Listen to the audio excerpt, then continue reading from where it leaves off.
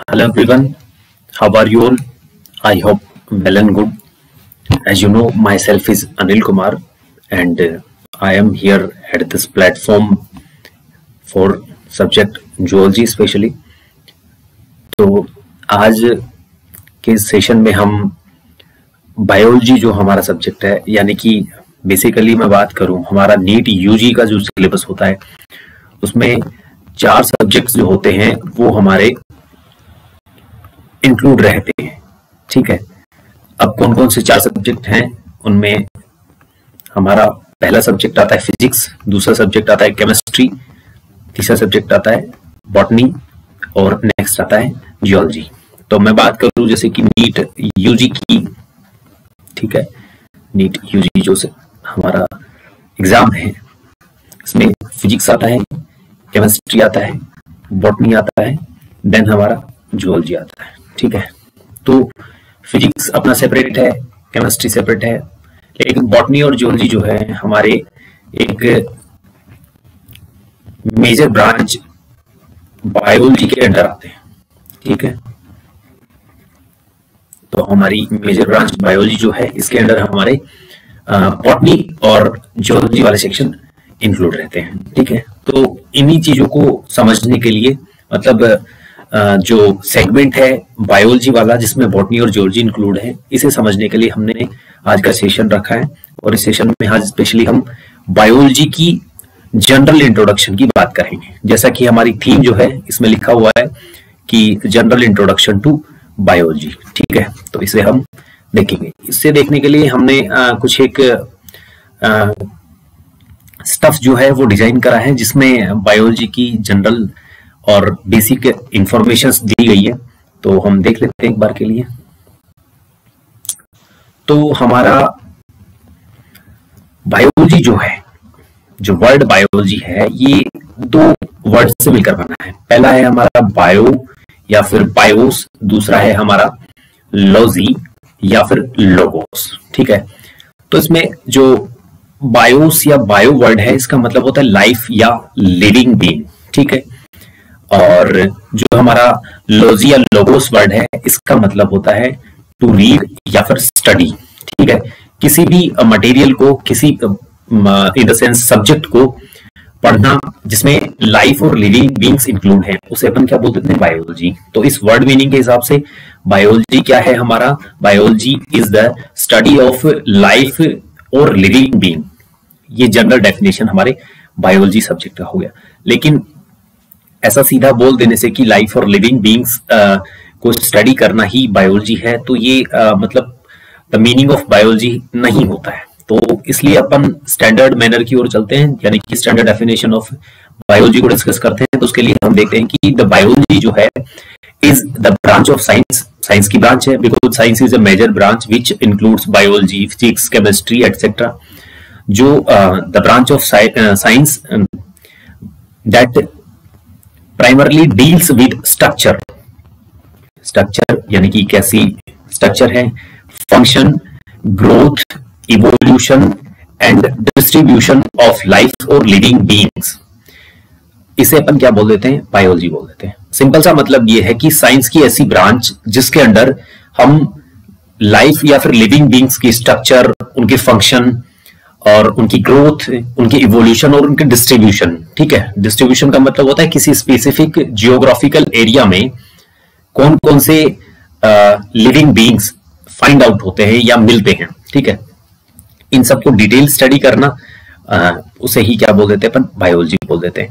अब यहाँ पर एक चीज देखने को मिली है हमें, स्ट्रक्चर का मतलब कैसा दिखता है, कैसा बना हुआ है, फंक्शन का मतलब क्या काम करता है, ग्रोथ, ग्रोथ एक स्पेशल वर्ड है यहाँ पर। ग्रोथ का मतलब हम यहां सीखेंगे, ग्रोथ का मतलब होता है कोई भी ऐसा इंप्रूवमेंट या फिर ऐसा चेंज जो कि परमानेंट है। ठीक है, इंक्रीमेंट जैसे बोल सकते हैं, कोई भी बढ़ोतरी जो कि परमानेंट है, परमानेंट, परमानेंट है, परमानेंट और क्या है, परमानेंट एंड इरिवर्सिबल है, ये मेन चीज है। इरिवर्सिबल है, ठीक है, उसे अपन क्या बोल देंगे, ग्रोथ बोल देंगे। अब आगे चलते हैं अपन, नेक्स्ट पॉइंट हमारा देखते हैं क्या है। नेक्स्ट पॉइंट है biology is of two types basically, मतलब जो बायोलॉजी है यानी कि लिविंग बींग्स और लाइफ की स्टडी जो जहां हम करते हैं साइंस की जिस ब्रांच के अंडर, उसके दो टाइप हैं बेसिकली। तो एक टाइप जो है हमारा वो है प्योर या फिर ट्रेडिशनल या एंशिएंट बायोलॉजी, यानी कि पुरानी बायोलॉजी जो कि हम पहले पढ़ा करते थे। एक दूसरा हमारा ब्रांच आता है जिसे अपन बोल देते हैं अप्लाइड या फिर मॉडर्न बायोलॉजी, जो हम इस करंट एज में हम पढ़ रहे हैं, मतलब कि टुडेज एज जो है साइंस का जिसके अंडर हम बायोलॉजी को पढ़ रहे हैं वो है अप्लाइड या मॉडर्न बायोलॉजी। तो प्योर बायोलॉजी का मतलब क्या होता है वो देख लेते हैं एक बार। Pure biology means the study of life और living beings just for knowledge improvement. केवल हमें नॉलेज गेन करना है, यानी कि लाइफ और लिविंग बीइंग्स को स्टडी करके केवल नॉलेज इंप्रूव करना है, तो उसे अपन प्योर बायोलॉजी के अंडर इंक्लूड करेंगे। जैसे कि हम एनिमल ब्रीडिंग और प्लांट ब्रीडिंग को केवल नॉलेज इंप्रूव करने के लिए पढ़ लें, ठीक है, तो उसे क्या बोल देंगे अपन, प्योर बायोलॉजी। लेकिन अप्लाइड बायोलॉजी क्या है? अप्लाइड बायोलॉजी का मतलब वही है, स्टडी करना है, लेकिन वो स्टडी कहां काम आनी चाहिए। लिविंग बीइंग्स को स्टडी करना है, बेसिक सा हमें पता है, लेकिन ह्यूमन वेलफेयर मतलब कि जो ह्यूमन स्पीसीज है उसके वेलफेयर के लिए और इकोनॉमिक बेनिफिट्स के लिए, ठीक है, इकोनॉमिक बेनिफिट भी होना चाहिए उस स्टडी का, तो उसे अपन अप्लाइड बायोलॉजी बोल देंगे। जैसे कि हमने देखा कि केवल नॉलेज इंप्रूवमेंट के लिए हमने एनिमल ब्रीडिंग और प्लांट ब्रीडिंग को स्टडी करा, लेकिन उस स्टडी करे हुए नॉलेज को या गेन करे हुए नॉलेज को हम अप्लाई करते हैं एनिमल ब्रीडिंग में, जैसे कि बी कीपिंग करते हैं या एपीकल्चर जैसे बोल देते हैं, वहां अगर अपन उसे अप्लाई करें तो उसे अप्लाइड बायोलॉजी बोल देंगे। या फिर प्लांट ब्रीडिंग, प्लांट्स के केस में प्लांट ब्रीडिंग कराएं, यानी कि प्लांट टिश्यू कल्चर कराएं, जैसे कि पीटीसी जिसे इन शॉर्ट बोल देते हैं, या फिर और भी है, ग्राफ्टिंग है, अलग अलग टाइप के एप्लीकेशन है, ठीक है, तो उसे बोल देंगे अपन अप्लाइड बायोलॉजी। आगे चलते हैं, आगे लिखा है लाइफ का मतलब क्या है। हम पीछे से अभी डिस्कस करते आ रहे हैं कि जो बायो या फिर बायोस वर्ड है इसका मतलब होता है लाइफ, ठीक है, तो लाइफ वर्ड होता क्या है, मतलब क्या है इसका। तो किसी भी ऑर्गेनाइज्ड मटेरियल का मतलब है कोई भी ऐसा मटेरियल जो कि स्पेसिफिक मैनर में ऑर्गेनाइज्ड है, बना हुआ है, उसकी लिविंगनेस, ठीक है, उसका जीवन, यानी कि किसी भी ऑर्गेनाइज्ड मटेरियल में जीवन का होना ही क्या है, लाइफ है। और ऐसा मटेरियल जिसमें सारी की सारी वाइटल एक्टिविटीज भी प्रेजेंट हो। मेरे कहने का मतलब है कि कोई भी ऑर्गेनाइज्ड मटेरियल है, like this is an organised material ए। अब इस मटेरियल को लिविंग या लाइफ कब बोलेंगे, लाइफ बोलेंगे अगर इसमें सारी की सारी वाइटल एक्टिविटीज प्रेजेंट हैं, तभी अपन इसे क्या बोल देंगे, लाइफ बोल देंगे। अगर ऐसा नहीं है तो इसे अपन लाइफ नहीं बोल सकते। यानी कि लिविंग कब होगा, जब इसमें वाइटल एक्टिविटीज भी होनी चाहिए। अगर इसमें वाइटल एक्टिविटीज नहीं है तो इसे नॉन लिविंग की कैटेगरी में रख देंगे। अब वाइटल एक्टिविटीज का मतलब क्या है? वाइटल एक्टिविटीज होती है लाइक मेटाबॉलिज्म, जिसमें एनाबॉलिज्म और कैटाबॉलिज्म दोनों इंक्लूड है, रिप्रोडक्शन, ठीक है, growth, response to stimulation. Stimulation मतलब होता है कोई भी एक्सटर्नल फोर्स या फिर स्टिमुलस जो कि हमारी नर्वस सिस्टम को स्टिमुलेट करता हो, इसके रिगार्डिंग हमारी बॉडी क्या रिस्पोंड करती है, ये भी एक वाइटल एक्टिविटी है। ऐसे सारे के सारे कैरेक्टरिस्टिक किसके अंडर आते हैं? वाइटल एक्टिविटीज के। अब बात करते हैं, जैसे कि हमने रिप्रोडक्शन को वाइटल एक्टिविटीज के अंडर इंक्लूड करा, लेकिन कुछ एक ऑर्गेनिज्म या एनिमल्स या फिर बोल सकते हैं लिविंग ऑर्गेनिज्म ऐसे हैं जिनमें रिप्रोडक्शन नहीं होता है, यानी कि वो रिप्रोड्यूस नहीं कर सकते। तो इसका एग्जांपल है म्यूल, दूसरा है वर्कर हनी बीज, ठीक है, यानी कि जो हनी बीज होती है उनका कोम्ब होता है, उसमें स्पेसिफिक सोशल ऑर्गेनाइजेशन होता है, मतलब कि ठीक है, जिसमें वर्कर बीज आती है, क्वीन बीज आती हैं और ड्रोन बीज भी आती हैं। इसी टाइप से जो वर्कर हनी बीज होती हैं वो क्या करती है? रिप्रोड्यूस नहीं कर सकती हैं। और स्टेराइल ह्यूमन कपल, यानी कि बहुत सारे ह्यूमन कपल ऐसे होते हैं जिनमें या तो मेल या फिर फीमेल या दोनों ही क्या होते हैं? स्टेराइल होते हैं।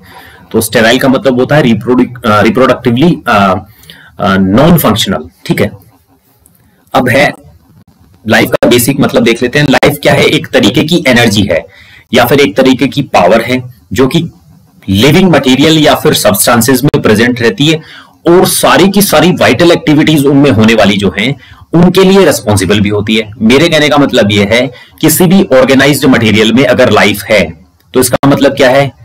वहां पर एक तरीके की एनर्जी है या फिर एक पावर प्रेजेंट है और वो पावर क्या करती है?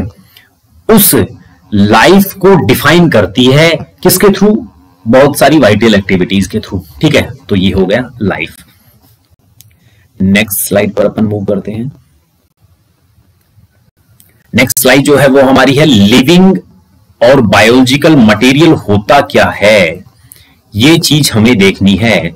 लिविंग मटेरियल या बायोलॉजिकल मटेरियल क्या है? ठीक है, हमने देखा था लिविंग या बायोलॉजिकल मटेरियल का सिंपल सा मतलब होगा इसमें लाइफ होनी चाहिए। ठीक है, यानी कि वाइटल एक्टिविटीज प्रेजेंट होनी चाहिए। ठीक है, अब वाइटल एक्टिविटीज कैसे प्रेजेंट होंगी उनका कैसे पता चलेगा? यानी कि एक कोई भी ऑर्गेनाइज्ड मटेरियल है, जैसे कि यहां एग्जांपल ले कि ये दो मटेरियल हैं, this is the X material and this one is the Y material.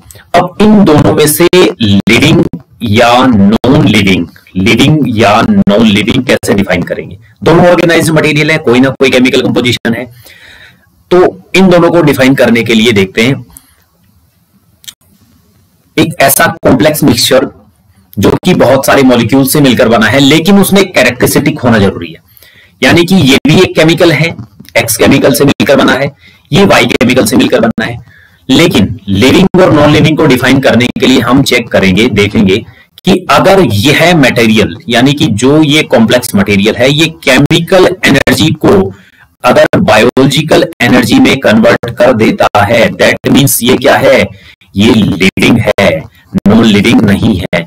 अगर यहां पर ये केमिकल एनर्जी बायोलॉजिकल एनर्जी में चेंज नहीं हो पाती है बाय डिफॉल्ट, और वो डिफॉल्ट क्या है? नॉन लिविंगनेस, तो इसे अपन क्या बोल देंगे? नॉन लिविंग हम इसको बोल देंगे बजाय लिविंग के। ठीक है, अब अगला चलते हैं हम। सारे के सारे जो लिविंग बीइंग्स हैं उनमें लगभग सेम बायोलॉजिकल या लिविंग सब्सटेंसेस प्रेजेंट होते हैं और उन सब्सटेंस को हम प्रोटोप्लाज्म बोल देते हैं। प्रोटोप्लाज्म बेसिकली एक केमिकल कंपोजिशन है जो कि लिविंग ऑर्गेनिज्म का एक कैरेक्टरिस्टिक है। प्रोटोप्लाज्म डिफाइन करा था परकिंजे ने, एक साइंटिस्ट थे। हक्सले ने प्रोटोप्लाज्म को फिजिकल बेसिस ऑफ लाइफ भी कहा और ये सही भी था क्योंकि ये मेन बेसिस ऑफ क्या है? लिविंग ऑर्गेनिज्म है। ठीक है, नेक्स्ट पॉइंट आता है एक साइंटिफिक टर्म है, मतलब फादर ऑफ बायोलॉजी कौन है? तो एक साइंटिस्ट थे हमारे बहुत ही रेस्पेक्टेड जिनका नाम था अरस्तु। ठीक है, इंग्लिश टर्मिनोलॉजी यानी कि इंग्लिश का जो मीनिंग है ये थोड़ा अलग है, हिंदी का हम लिख देते हैं, उनको बोलते हैं अरस्तु। इंग्लिश में इनको एरिस्टोटल भी बोल देते हैं, अरस्तु भी बोल देते हैं, अपने अपने हिसाब से सब। ठीक है, नेक्स्ट मूव करते हैं। फिर आता है ऑर्गेनिज्म क्या है। हम देखते आ रहे हैं कि बहुत सारे लिविंग ऑर्गेनिज्म की बात करते आ रहे हैं, तो ऑर्गेनिज्म होता क्या है? बेसिकली ऑर्गेनिज्म सारे के सारे लिविंग ऑब्जेक्ट, लिविंग का मतलब वाइटल एक्टिविटीज रखने वाले, सारे के सारे लिविंग ऑब्जेक्ट क्या हैं? ऑर्गेनिज्म है। लेकिन उनमें कुछ एक कैरेक्टरिस्टिक भी हैं, जैसे कि वाइटल एक्टिविटीज का होना मान लेते हैं, लेकिन और भी कुछ कैरेक्टर हैं जो उन्हें डिफाइन करते हैं as the form of organism. तो वो कौन कौन से हैं? पहला है इंडिविजुअलिटी। इंडिविजुअलिटी का मतलब होता है किसी भी ऑर्गेनिज्म की एक स्पेसिफिक डेफिनेशन होना जरूरी है। जैसे कि मैं बात करूं ए काउ, एक गाय, अ ह्यूमन, एक इंसान, तो एक इंडिविजुअलिटी हो गई इनकी। ठीक है, ह्यूमन और काउ की एक स्पेसिफिक इंडिविजुअलिटी हो गई, यानी कि गाय को गाय के फॉर्म में जाना जाएगा, मानव जो है, ह्यूमन जो है, ह्यूमन के फॉर्म में जाना जाएगा। तो इन दोनों की एक इंडिविजुअलिटी हो गई। ठीक है, कोई शेप एंड साइज होना चाहिए, स्पेसिफिक शेप और साइज होना जरूरी है।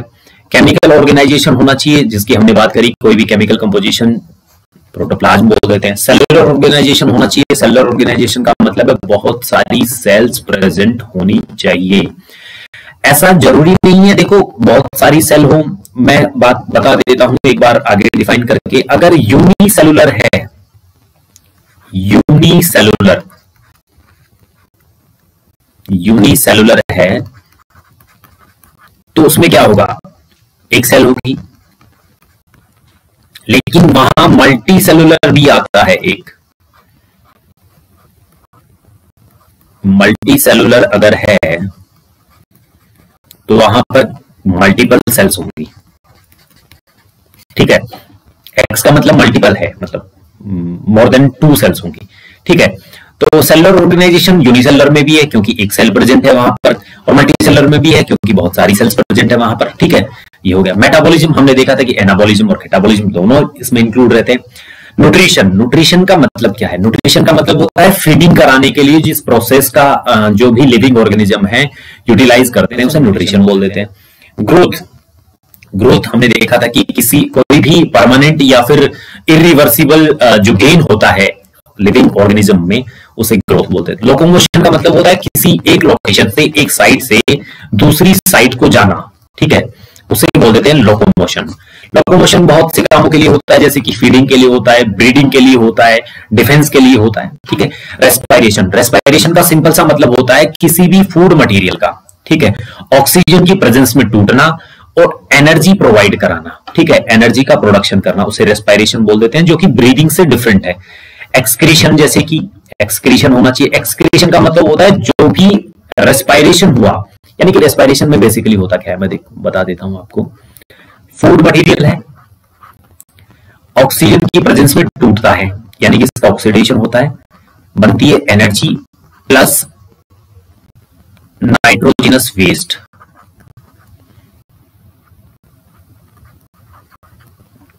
ठीक है, अब होता क्या है, एनर्जी को यूटिलाइज कर लिया बॉडी फंक्शनिंग या मैकेनिज्म में, लेकिन नाइट्रोजनस वेस्ट को हमारी बॉडी में यूज नहीं करा जाता है, इनका कोई यूटिलाइजेशन नहीं है, ये हार्मफुल है हमारी बॉडी के लिए, ठीक है। तो बेनिफिशियल तो है ही नहीं, बिकॉज ऑफ ये हार्मफुल है तो इन्हें बाहर निकालना पड़ेगा। इसी प्रोसेस को, इन्हें बाहर रिमूव करने की प्रोसेस को क्या बोल देते हैं हम? एक्सक्रीशन बोल देते हैं।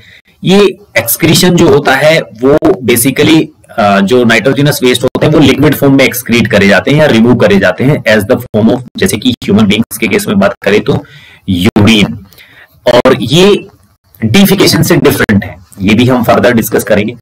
अब होता है सीक्रेशन। कुछ एक एनिमल्स होते हैं जिनमें स्पेसिफिक कैरेक्टरिस्टिक होती है, उनकी सेल्स सीक्रेट करती है कोई भी मटेरियल, लाइक म्यूकस रिलीज कर रही है, कोई हार्मोन रिलीज कर रही है, या फिर कोई अदर केमिकल सब्सटेंस रिलीज कर रही है, ठीक है। रिप्रोडक्शन भी उनका कैरेक्टरिस्टिक होता है, रिप्रोडक्शन भी हो सकता है जो इंडिविजुअलिटी किसी भी ऑर्गेनिज्म में होगी वहां पर। इसके साथ साथ इरिटेबिलिटी भी होगी। इरिटेबिलिटी का मतलब समझ दो, इरिटेबिलिटी यानी कि कोई भी इरिटेंट है, जैसे कि डस्ट पार्टिकल है कोई, उससे कोई एनिमल जो है वो इरिटेट कर रहा है, हो सकता है कोल्ड, कोल्ड भी इरिटेट कर सकता है, ठीक है। कोल्ड का मतलब होता है लो टेम्परेचर, लो टेम्परेचर भी किसी भी इंडिविजुअल ऑर्गेनिज्म को अफेक्ट कर सकता है। तो इनके रेस्पॉन्स में, ठीक है, कोई भी एक्टिविटी शो करना क्या कहलाता है? इरिटेबिलिटी कहलाता है। अब होता है एडेप्टेबिलिटी। क्या होती है एडेप्टेबिलिटी का मतलब? जैसे कि डस्ट पार्टिकल वाले एनवायरमेंट में कोई ऑर्गेनिज्म एंटर कर गया, सपोज दैट वो एक हाइजीन एनवायरमेंट में रह रहा था, लेकिन उसे अनहाइजीनिक एनवायरमेंट में रखा गया जहां पर डस्ट पार्टिकल्स थे, तो कुछ देर बाद पहले तो उसे क्या होती है, बहुत सारी इरिटेबिलिटी होती है, यानी कि इरिटेशन होता है, उसके अगेंस्ट वो रेस्पॉन्स भी शो करता है, लेकिन कुछ समय बाद, जैसे कि हमने देखा कि एनवायरमेंट में एंटर होने के 10 मिनट बाद, 10 मिनट बाद जो एनिमल है या ऑर्गेनिज्म है या इंडिविजुअल है वो क्या करता है? नॉर्मल बिहेव शो करता है। तो इसे क्या बोल देते हैं? अडेप्टेबिलिटी।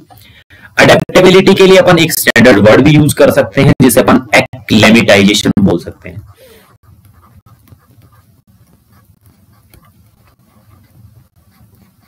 एक्लेमेटाइजेशन का मतलब ये होता है हमारी बॉडी में होने वाला ऐसा फेनोमिना जो सडन एनवायरमेंटल चेंजेस में हमारी बॉडी को अडेप्ट होने में हेल्प करता है, ठीक है, उसे बोल देते हैं एक्लेमेटाइजेशन या अडेप्टेबिलिटी।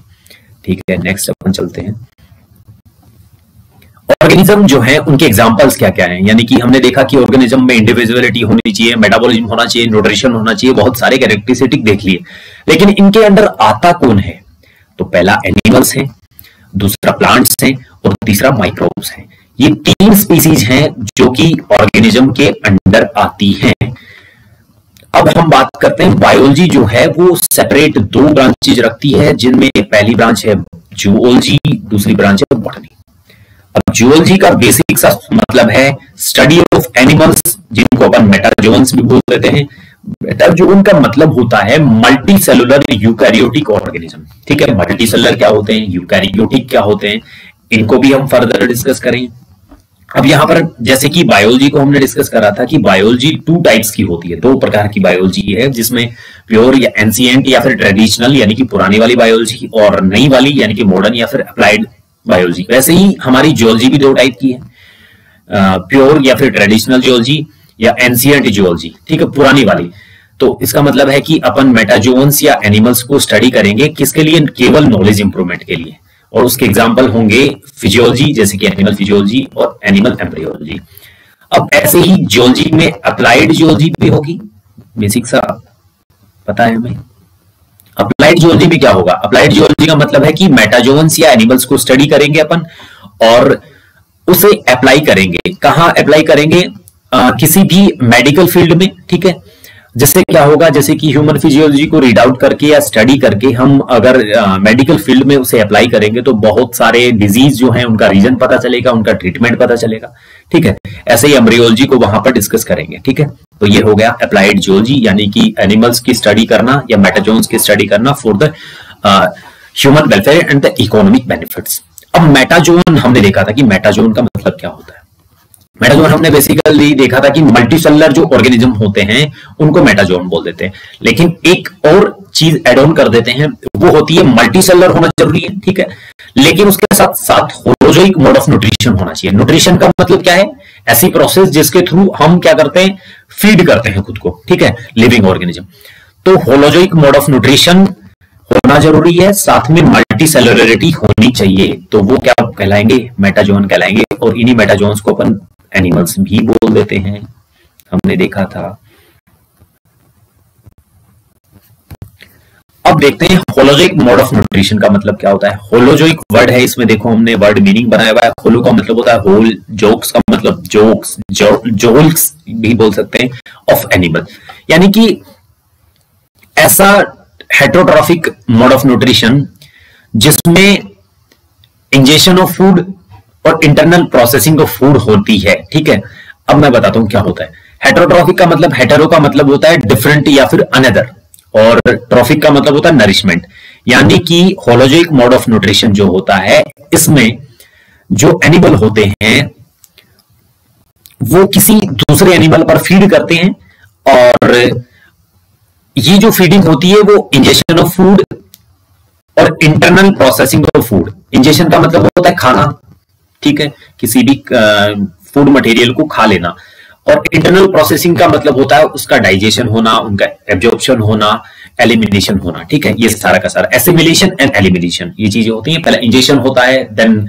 उसका डाइजेशन होता है, एब्जॉर्प्शन होता है, एसिमिलेशन होता है, एलिमिनेशन होता है। इस टाइप की प्रोसेसेस रहती हैं।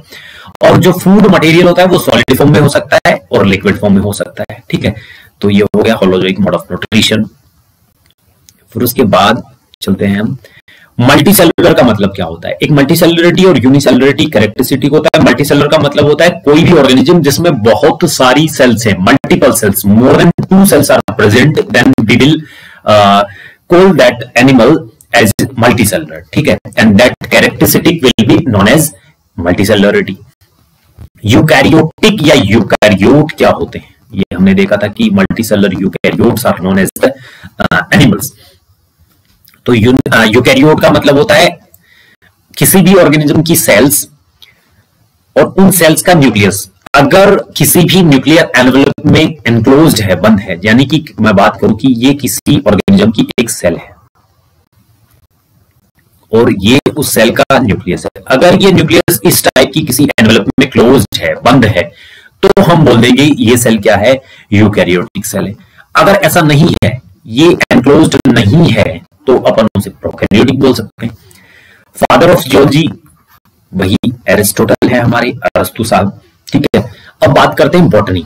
अब बॉटनी हमने जैसे जियोलॉजी को डिस्कस करा वैसे ही बॉटनी है, यानी कि स्टडी ऑफ प्लांट्स। अब प्लांट्स क्या होते हैं, multicellular photosynthetic eukaryotic organism. Eukaryotic का मतलब cells having a nucleus enclosed within a nuclear envelope। लेकिन मल्टीसेलुलर का भी देख लिया, यानी कि मल्टीपल सेल्स। फोटोसिंथेटिक वर्ड जो है इसका मतलब क्या होता है, ये देखने वाले हैं हम।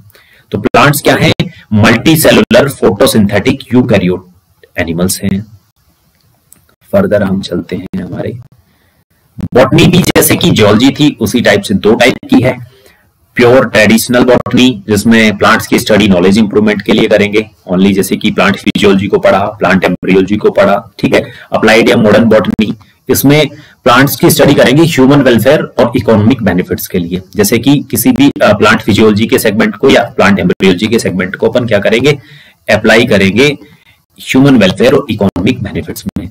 फोटोसिंथेटिक का मतलब क्या होता है, फोटोसिंथेटिक का मतलब होता है कोई भी ऑर्गेनिज्म जो किसी एक ऐसी प्रोसेस में इन्वॉल्व है जिस प्रोसेस में उस ऑर्गेनिज्म के ग्रीन पार्ट्स, जैसे कि प्लांट्स में ही होता है ऐसा, यानी कि कोई भी प्लांट जो कि एक ऑर्गेनिज्म है, because it has individuality and other characteristic. ठीक है, तो इस प्लांट के ग्रीन पार्ट्स अगर खुद अपना फूड बना लेते हैं सोलर एनर्जी को यूज करके, सनलाइट को यूज करके, तो इस प्रोसेस को अपन फोटोसिंथेसिस बोल देते हैं। और इस प्रोसेस में इन्वॉल्व जो भी ऑर्गेनिज्म होगा उसे फोटोसिंथेटिक ऑर्गेनिज्म बोल देंगे। सो प्लांट्स आर क्या, the multicellular organism with autotrophic mode of nutrition. अब ऑटोट्रॉफिक का मतलब क्या होता है, ऑटो का मतलब होता है सेल्फ, ट्रॉफिक का मतलब होता है नरिशमेंट, यानी कि खुद को खुद ही नरिश कर लेंगे। अब ऐसा कैसे पॉसिबल है वो देख लेते हैं। ऑटोट्रॉफिक मोड ऑफ न्यूट्रिशन का मतलब होता है type of nutrition in which organism are capable of synthesise of their own food through the process of photosynthesis by using the solar energy. ठीक है, तो सोलर एनर्जी को यूज कर लेंगे किस प्रोसेस में, फोटोसिंथेसिस के प्रोसेस में, और क्या बना लेंगे, खुद का अपना खाना बना लेंगे। ठीक है, इसे क्या बोल देंगे अपन, ऑटोट्रॉफिक मोड ऑफ न्यूट्रिशन, जो कि प्लांट्स में प्रेजेंट होता है। फादर ऑफ बॉटनी कौन है, थियोफ्रास्टस हैं, एक साइंटिस्ट थे जो फादर ऑफ बॉटनी थे। नेक्स्ट अपन देखते हैं, नेक्स्ट आता है हमारा, हाँ ये देखो, ये एक बहुत अच्छी चीज है जो हमने ड्रॉ करी है यहाँ पर, लिविंग या बायोलॉजिकल ऑर्गेनाइजेशन। लिविंग का मतलब हमने देखा कि वाइटल एक्टिविटीज प्रेजेंट होनी चाहिए, बायोलॉजिकल का मतलब भी यही होता है, यानी कि बहुत सारी एक्टिविटीज जो हैं जो डिफाइन करती है कि नॉन लिविंग है या लिविंग है। तो इन सब का लिविंग जो मटेरियल है उसका क्या ऑर्गेनाइजेशन होता है। तो ऐसा तो है नहीं कि लिविंग ऑर्गेनाइजेशन है या लिविंग सब्सटेंस है दैट मींस वो लिविंग था। एट बिगिनिंग वो लिविंग नहीं था, बिकॉज सारे के सारे जो लिविंग जो भी ऑब्जेक्ट्स हैं वो सारे नॉन लिविंग से क्या हुए हैं, डेराइव हुए हैं, यानी कि उन्हीं से इवॉल्व हुए हैं। ठीक है, तो दोनों को डिस्कस करना है हमें। सबसे पहले smallest unit of non living factors are atom, then atoms combine होकर कंपाउंड और मॉलिक्यूल्स बना लेते हैं, और मॉलिक्यूल्स किसी भी कोलॉइडल फॉर्म में हो सकते हैं। कोलॉइडल फॉर्म, ठीक है, इन नॉन लिविंग सब्सटेंसेस की या केमिकल जो कंपाउंड्स हैं इनकी कोलॉइडल फॉर्म क्या बनाती है, प्रोटोप्लाज्म को फॉर्म करती है। ठीक है, प्रोटोप्लाज्म को फॉर्म करती है, प्रोटोप्लाज्म और अदर सेल ऑर्गेनेल्स मिलकर क्या बनाते हैं, एक सेल को बनाते हैं। सेल बहुत सारी एक साथ कंबाइन होकर ऑर्गेनाइज्ड होकर टिश्यू को बनाती हैं, और बहुत सारे टिश्यू मिलकर एक साथ काम करते हैं और एक स्पेशल फंक्शन को परफॉर्म करते हैं और ऑर्गन बना लेते हैं। बहुत सारे ऑर्गन मिलकर ऑर्गन सिस्टम को बना लेते हैं, और बहुत सारे ऑर्गन सिस्टम एक वेल ऑर्गेनाइज्ड मैनर में एक साथ एग्रीगेट कर क्या बनाते हैं, ऑर्गेनिज्म बनाते हैं। और ऑर्गेनिज्म को ही हम इंडिविजुअल भी बोल सकते हैं, जो कि इंडिविजुअलिटी का कैरेक्टर रखता था। ठीक है, उसे अपन ऑर्गेनिज्म बोल देते हैं। बहुत सारे ऑर्गेनिज्म मिलकर क्या बनाते हैं, पॉपुलेशन को फॉर्म करते हैं। पॉपुलेशन एक साथ कंबाइन होती है, जैसे कि पॉपुलेशन ए यानी कि पॉपुलेशन फर्स्ट, पॉपुलेशन सेकंड, ऐसे बहुत सारी पॉपुलेशन मिलकर एक कम्युनिटी को फॉर्म करती हैं। ठीक है, कम्युनिटी बहुत सारी एक साथ कंबाइन होकर इकोसिस्टम बनाती है और इकोसिस्टम मिलकर बायोस्फीयर बनाता है। ठीक है, बायोस्फीयर जो है हमारी एक मेजर यूनिट है, यानी कि सबसे बड़ी यूनिट है, और हमारी सेल या फिर बोल सकते हैं ऑर्गेनिज्म भी बोल सकते हैं। अगर बात करें तो इंडिविजुअल के फॉर्म में बात करें तो ऑर्गेनिज्म स्मॉलेस्ट यूनिट और बायोस्फीयर सबसे बड़ी यूनिट होगी। ठीक है, तो यहां पर एटम से लेकर जो कोलाइडल फॉर्म थी वो किसके अंडर आते हैं, हमारे नॉन लिविंग फैक्टर्स के अंडर आते हैं, लेकिन प्रोटोप्लाज्म से लेकर हमारे बायोस्फीयर तक किसके अंडर आते हैं, लिविंग के अंडर आते हैं। लेकिन एक चीज और मैं क्लियर कर देता हूं, यहाँ पर बायोस्फीयर जो होता है, इकोसिस्टम जो होता है, इसमें लिविंग और नॉन लिविंग दोनों फैक्टर इंक्लूड रहते हैं। अब किसी इकोसिस्टम की बात करूं, जैसे कि मैं वाटर इकोसिस्टम की बात करूं, जैसे कि पॉन्ड की बात कर लेता हूं मैं, पॉन्ड, तो पॉन्ड में क्या वाटर नहीं है, वाटर प्रेजेंट है। वाटर क्या है, लिविंग है या नॉन लिविंग है। वाटर के साथ साथ वहां पर क्या सॉइल नहीं है, सॉइल है। सॉइल लिविंग या नॉन लिविंग, नॉन लिविंग। इसके साथ साथ एक्वेटिक एनिमल्स नहीं है वहां पर, एक्वेटिक एनिमल्स हैं, तो एक्वेटिक एनिमल्स क्या हो गए, लिविंग हो गए। तो इस टाइप से मैं बोल सकता हूं कि यहां पर लिविंग और नॉन लिविंग दोनों इंक्लूड रहते हैं। ठीक है, इसके बाद अपन देखते हैं सेल। सेल क्या होती है, इसको देखने वाले। सेल बेसिकली होती है सेल बाउंड्री और प्रोटोप्लाज्म, यानी कि सेल बाउंड्री जैसे कि हमने ये दिखा रखा है, सेल बाउंड्री है, और ये सारा का सारा मटेरियल प्रोटोप्लाज्म। ठीक है, प्रोटोप्लाज्म में कौन इंक्लूड रहता है, साइटोप्लाज्म इंक्लूड रहता है और न्यूक्लियस इंक्लूड रहता है। ठीक है, साइटोप्लाज्म बहुत सारे अलग अलग सेल ऑर्गेनेल्स को रखता है, जैसे कि यहाँ पर दिखाया हुआ है, ये साइटोप्लाज्म है हमारा, साइटोप्लाज्म है, ये साइटोप्लाज्म, ये अलग अलग सेल ऑर्गेनेल्स को रखता है। ठीक है, तो ये सेल का एक कंपोजिशन हो गया। अब जैसे कि सेल किससे मिलकर बनी है, cell boundary, nucleus, then cytoplasm, then cell organelles. लेकिन प्रोटोप्लाज्म किससे मिलकर बना है हमारा, प्रोटोप्लाज्म को हमने देखा था साइटोप्लाज्म से मिलकर बना होता है, और उसमें क्या होने चाहिए, साथ के साथ न्यूक्लियस होना चाहिए। ये दोनों मिलकर क्या बनाते हैं, हमारा प्रोटोप्लाज्म बनाते हैं। ठीक है, तो ये हमारा बेसिक इंट्रोडक्शन टू बायोलॉजी था। फर्दर वीडियोस में, यानी कि फर्दर हमारे सेशंस होंगे, उनमें हम डिस्कस करेंगे सेपरेट हमारे जियोलॉजी वाले सेगमेंट को। ठीक है, देन थैंक्स फॉर वॉचिंग।